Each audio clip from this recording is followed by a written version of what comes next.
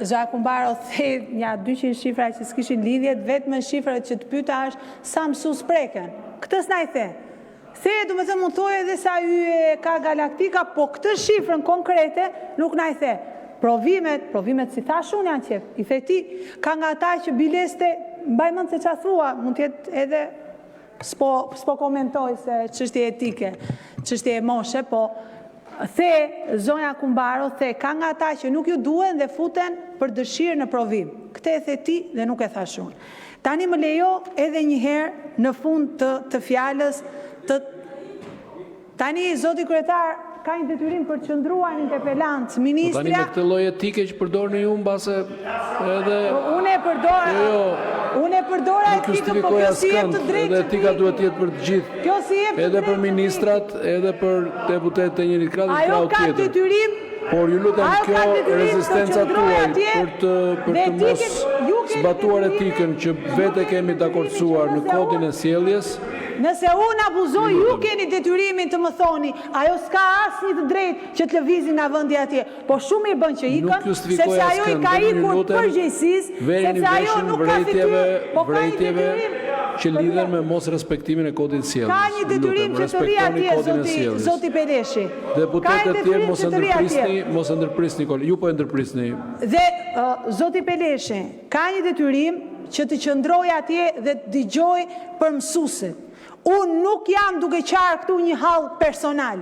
Unë jam duke folur për mësuesit. Ashtu si që ka dhe një detyrim nga rregullorja e kuvendit për dëgjuar. Po ajo nuk është se nuk më respekton mua, se unë se dua respektin asaj, po nuk respekton ty, nuk respekton ju, nuk respekton këtë kuvend, nuk respekton rregulloren dhe Kushtetutën e Republikës së Shqipërisë. Dhe ky duhet jetë problemi jot dhe jo problemi im. Ndërkohë, të dashur mësues, kjo çështje është në gjykatën administrative. Partia Demokratike do ta ndjeki hap pas hapi. T'jeni të sigurt se siç ndodhi me betejën për pagesën e kategorisë, do ta fitojmë dhe këtë betejë.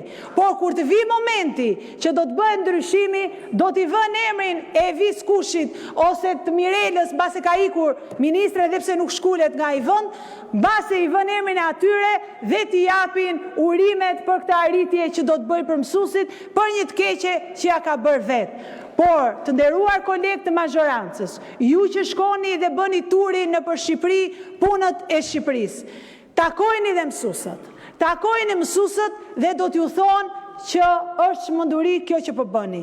Takojni dhe dëgjojni. Mbase do të keni kurajon për t'i kërkuar ministres tuaj që të reagojë, për t'i kërkuar ministres tuaj ta kuptojë që siç janë kualifikuar mësuesët deri dje, do duhet të kualifikohen në vazhdim. Nuk bëhet para me djersën dhe gjakun e mësuesve. Nuk pasurohet ADF-ja me djersën dhe gjakun e mësuesve. Me 15 vite eksperiencë që janë në sistem, që japin që një mësues humbi jetën duke ecur në për diell e në për shi, vetëm e vetëm për të dhënë mësim. Dhe ne nuk ngrihemi dot në rëndësinë që ka ai profesion.